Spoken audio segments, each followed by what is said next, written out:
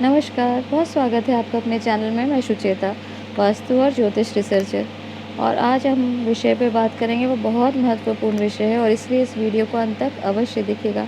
आज हम चर्चा करेंगे नामों की महिमा में जेंडर अर्थात लिंग का महत्व। लिंग के कितना एक महत्वपूर्ण रोल प्ले करता है किसी के भी व्यक्तित्व के में, अगर उसका नाम जिस भी जेंडर को इंडिकेट करता है। तो ये बहुत ही ज़्यादा महत्वपूर्ण वीडियो होने वाला है, इसलिए इस वीडियो को अंत तक देखना बहुत आपके लिए आवश्यक है। मैंने पिछले वीडियो में आपको 3 महत्वपूर्ण जानकारी दी थी कि हर एक नाम अक्षरों का समूह होता है और हर एक अक्षर किसी न किसी नक्षत्र के पद को इंडिकेट करता है और इसी हिसाब से हम राशि अनुसार नाम रखते हैं। क्या जहाँ चंद्र बैठा होगा उस स्थान को आप अपनी राशि कहते हैं, उस हिसाब से बहुत सारे लोग अपना नाम रखना पसंद करते हैं। उसके बाद हमने हमको ये भी बताया था कि हर एक अक्षर का जो ये लग्न जो है उसके अनुसार पे भी ग्रहों का प्रभाव पड़ता है और ये ग्रहों के अनुसार नाम रखना भी एक प्रचलन है और ये ग्रहों का प्रभाव के साथ साथ तीसरी बात हमने आपको बताई थी कि सनातन अंक विज्ञान में बहुत ज़्यादा महत्वपूर्ण होता है कि कैलकुलेट करके एनालाइज किया जाता है और उसी अनुसार से नाम की जो एक एनर्जी होती है किसी न किसी अंक को डिनोट करता है। हर एक नाम उसी एनर्जी का क्या प्रभाव होने वाला है व्यक्ति के ऊपर, उस अनुसार से भी हम उसके जीवन की जो घटनाओं को हम इंडिकेट करते हैं या प्रिडिक्ट कर सकते हैं। और आज हम चर्चा करेंगे बहुत महत्वपूर्ण विषय पर, वो है जेंडर अनुसार नाम। जेंडर अर्थात लिंग के अनुसार किस प्रकार से नाम हमारे जीवन को प्रभावित करता है, उस पर चर्चा करेंगे। हम जानते हैं जेंडर लिंग 3 प्रकार के होते हैं, स्त्रीलिंग, पुल्लिंग और नपुंसकलिंग। और ये जानकारी आपको ये पता ही होगा, जैसे कि थोड़ा और या गहराई से आप अगर एक एनर्जी को देखें तो हर एक जो एनर्जी है, जो भी कोई एक नाम होता है, या तो वो किसी स्त्री एनर्जी को या फेमिनिन एनर्जी को इंडिकेट करता है या मस्कुलाइन एनर्जी अर्थात मेल एनर्जी को इंडिकेट करता है।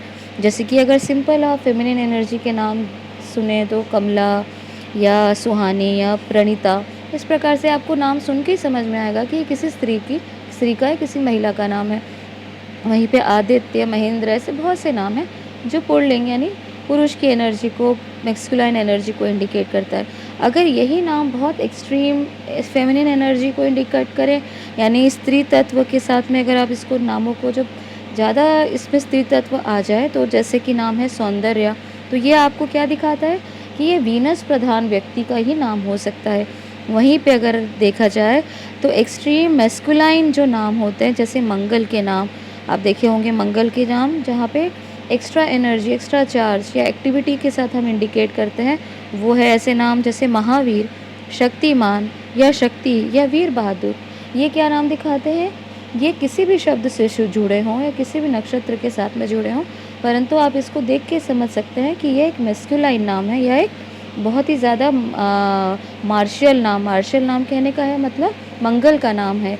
तो इसी प्रकार से आप देखिए कि कुछ नाम बहुत ही ज़्यादा जो ये इंटरेस्टिंग नाम होते हैं, जैसे आप अब हम चर्चा जो करने वाले हैं वो थोड़ा सा इंटेंस है और बहुत महत्वपूर्ण है और इंटरेस्टिंग फैक्ट्स के साथ मैं आपको आगे की जानकारी देने वाली हूँ।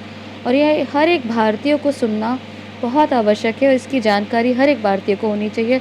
इसलिए आपको इस वीडियो को ज़रूर सुनना है और ज़रूर आपको शेयर करना है, ताकि आप नाम की जो एक्चुअल महिमा है और इसकी गहराई है उसे आप समझ सकें।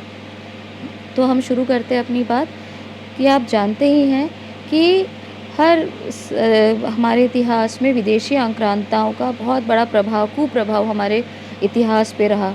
मुस्लिम आक्रांताओं ने हमारे देश के मंदिरों को तोड़ा, हमारे प्राचीन जो यूनिवर्सिटीज़ थी जैसे नालंदा यूनिवर्सिटी, इनको जलाया, हमारी पुस्तकों, हमारे प्राचीन ग्रंथों को उन्होंने समाप्त किया।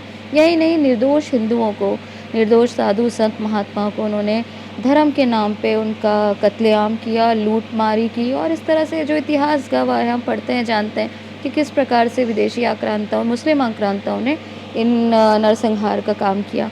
उसी प्रकार आप देखें कि इन जो मुस्लिम आक्रांताओं ने, उन्होंने यहाँ ये समझने का प्रयास नहीं किया और ये कोशिश नहीं की कि भारत की संस्कृति है वो इतनी ज़्यादा उन्नत है, यहाँ की सभ्यता इतनी ज़्यादा जो डेवलप्ड है, इस यहाँ पे धान्य, संपत्ति, संपन्नता, वैभव का क्या कारण है। उन्होंने इसे समझने का प्रयास नहीं किया और अंधाधुन उन्होंने लूट मारी और मारकाट मचाई। पर वहीं जब इसके बाद अंग्रेज़ों का आक्रमण हुआ, जो इन्वेजन हुआ अंग्रेज़ों का, वो पूरी तरह स्ट्रैटेजी के साथ में आए। पूरी तरह उनके पास में एक सोच था, उनके पास में एक पूरी प्लानिंग थी कि किस प्रकार से हमारे देश को लूटना है, हमारे देश को एक परतंत्र देश बनाना है। और उन्होंने भी लूटा, उन्होंने भी पूरी तरह से हमारे अरबों-खरबों जो सोने, चाँदी, धन-धान है, यहाँ से उन्होंने सब और बहुत तरीके से उन्होंने हमारे जो इनोसेंट लोग हैं उन्होंने उनको मारा। पर यही सेम हिस्ट्री रिपीट हुई, परंतु इतिहास गवाह ये दर्ज में आप भी देख सकते हैं कि उन्होंने यहाँ समझने का प्रयास किया कि क्यों हमारी सभ्यता संस्कृति इतनी उन्नत थी।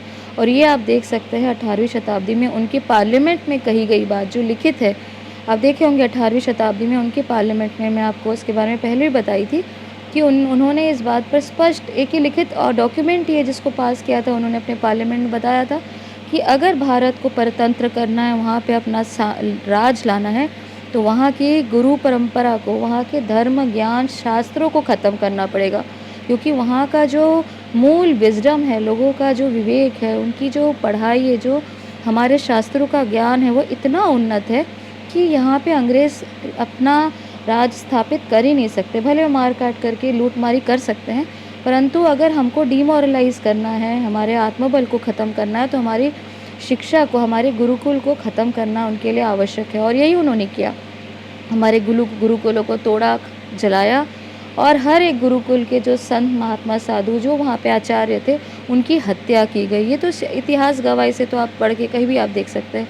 उसी के साथ में अपनी शिक्षा नीति को उन्होंने थोपा, ताकि जो आगे आने वाली जनरेशन है वो अपने ज्ञान, धर्म, जो संस्कृति है, सभ्यता है, उसे कट जाए, उसे ना समझ पाए। और यही हुआ कि आज हमारे जो सबसे बड़ा प्रॉब्लम है आज देश में, वो है धर्मांतरण का।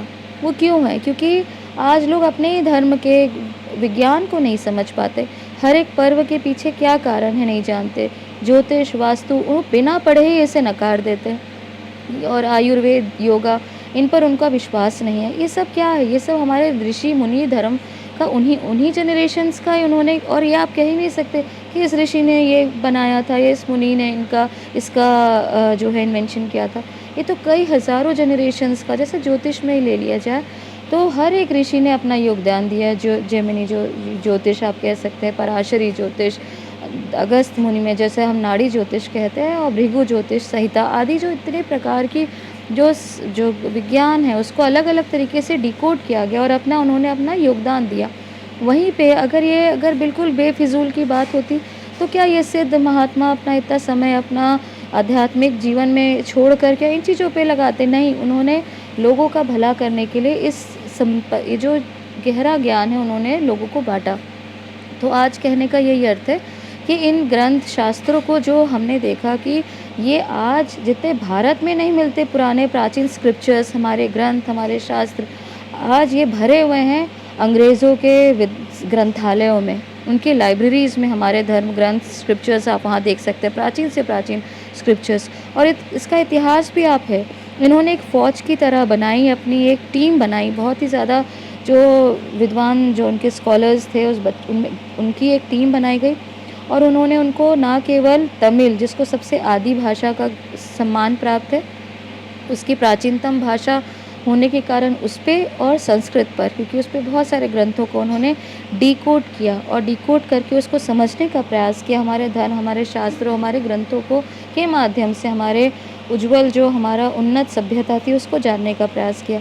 और आप यहाँ देखे होंगे, इसीलिए आपके जितने भी प्राचीन तमिल ग्रंथ हैं वो डायरेक्ट आपको संस्कृत में नहीं मिलेंगे, या उसको आप कहीं भी हिंदी में नहीं देख सकते। बीच में या पोर्चुगीज़ या कोई ऐसी भाषा बीच में उन्होंने, अंग्रेज़ों ने अपनी भाषा लाई है। जैसे मैंने आपको बहुत सारे ग्रंथों की जानकारी दी, बहुत सारे मैंने वीडियोस बनाए सूर्य सिद्धांत पर, मयंतर पर। तो आपने देखा होगा इन ग्रंथों को, जो बहुत अनादि तमिल भाषा में इसका जो है लेखन किया गया था महर्षि मायन द्वारा। मैंने उस पर भी बहुत सारे वीडियोस में बताया था कि ये किस प्रकार से इनको अनुवादित किया गया, पहले पोर्चुगीज़ भाषा में, फिर इंग्लिश में, फिर संस्कृत में, उसके बाद इसको ट्रांसलेट किया गया, अनुवाद किया गया हिंदी में। यानी अगर हिंदी में भी पढ़ना है तो आपको इतने सारे ट्रांसलेशन के बाद में उन भाषाओं को, इस तरह से आपको ये ज्ञान जो आप तक पहुंचता है।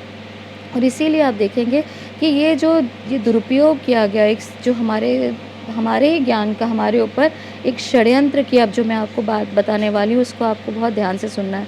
तो देखिए, एक तरीके से इन्होंने ही हमारे ही ग्रंथों को, हमारे ही अंक विज्ञान नामों के ज्ञान को इन्होंने किस प्रकार से एक षड्यंत्र का हथकंडा, एक हथियार की तरह भारत पर इसका उपयोग किया।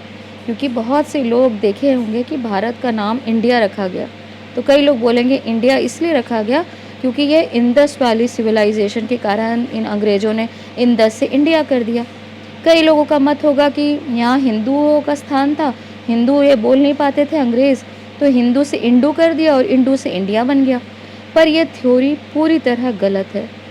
अंग्रेज़ों ने भारत पर कब्ज़ा करने के लिए पहले तो उन्होंने ये देखा कि यहाँ पे एक ऐसा नाम रखना पड़ेगा जो कि पूरी तरह नपुंसक हो, क्योंकि यहाँ के भले नर नारी हों, सिद्ध हों, महात्मा हों, उनको आप नहीं जीत सकते। क्यों? क्योंकि यहाँ के लोगों का आत्मबल, ज्ञान बल को आप दबा नहीं सकते। क्योंकि अंग्रेज़ों ने देखा कि कितनी भी हिंसा कर ली जाए, कितना भी मार काट और जितनी भी उनकी क्रूरता उन्होंने करके देख ली, कि यहाँ के भारत के लोगों को दबा नहीं पाए।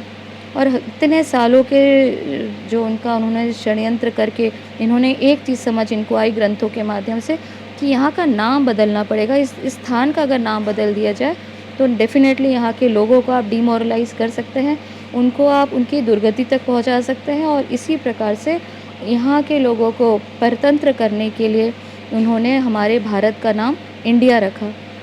और इसीलिए आप देखिए कि ये लिंग की एनर्जी किस प्रकार से एक षड्यंत्र का इन्होंने एक काम हथकंडा जो इन्होंने अपनाया, आज इन्हीं पर भारी पड़ रही है।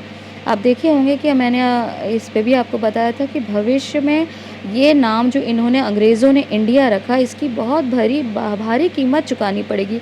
आप किसी के साथ बुरा करें और आपका कुछ अच्छा हो जाए, ये संभव नहीं है। उसकी कीमत तो चुकानी ही पड़ती है। ये तो कर्म की गति है, ये न्याय है ईश्वर का।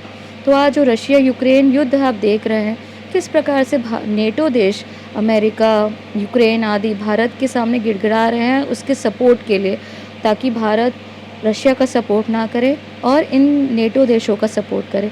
अभी आपने न्यूज़ सुनी होगी कि किस प्रकार से अमेरिका ने एक प्रपोज़ल लाया ताकि भारत जो है वो नेटो का सदस्य बन जाए। और यही नहीं, इन्होंने यही सारी चीज़ें जो पहले हमारे साथ एक हथकंडे के रूप में अपनाई थी कि भारत का पहले तो नाम रखकर उसकी दुर्गति की जाए ताकि यहाँ पे अपना वो स्टैंड न ले पाए, और साथ ही साथ में उन्होंने आज की अगर परिस्थिति देखा जाए तो युद्ध में खींच के पूरी तरह भारत को बर्बाद करने का इनका एक प्रयास है। परंतु ये जो नाम है आज इन्हीं के ऊपर भारी पड़ रहा है।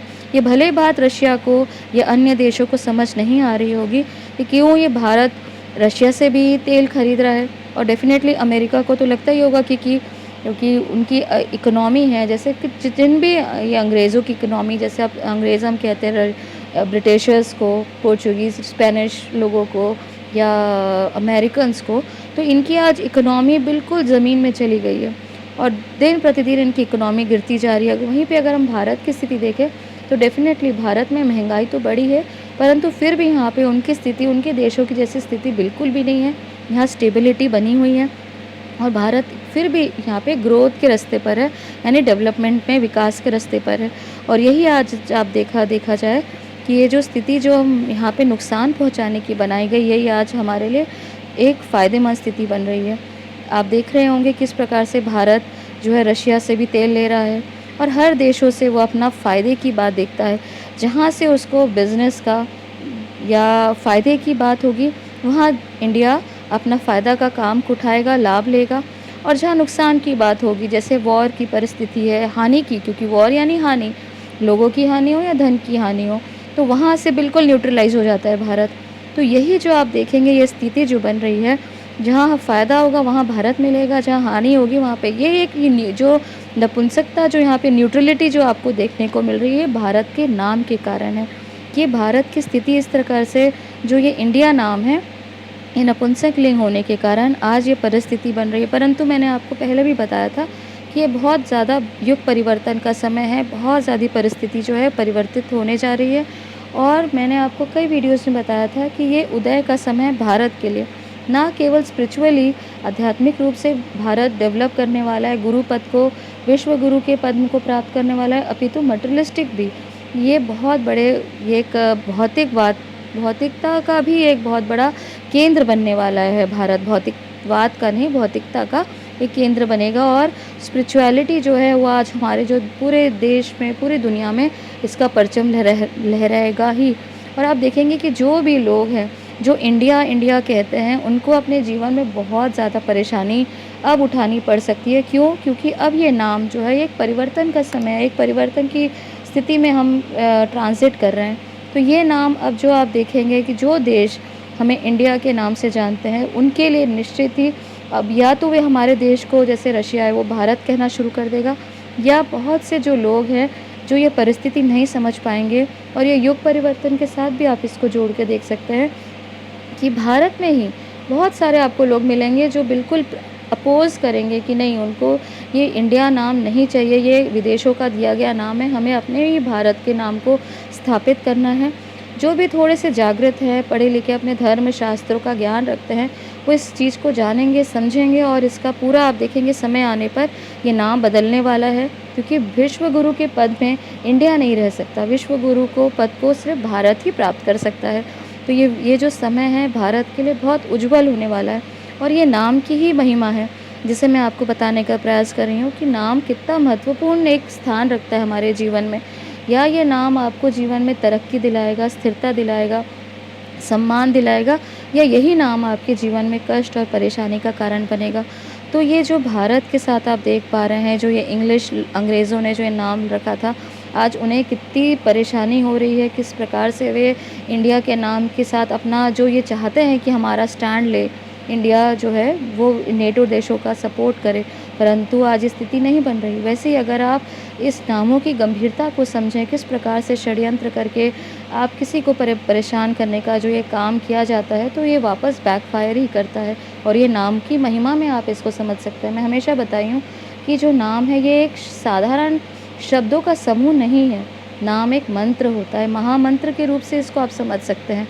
आपके साथ जुड़ा हुआ, आपकी एनर्जी को कनेक्ट करता है आपका नाम। इसीलिए कि बहुत बहुत ज़्यादा एक महत्वपूर्ण विषय है, इसे जानने की, इसको जागृत करने की आवश्यकता है।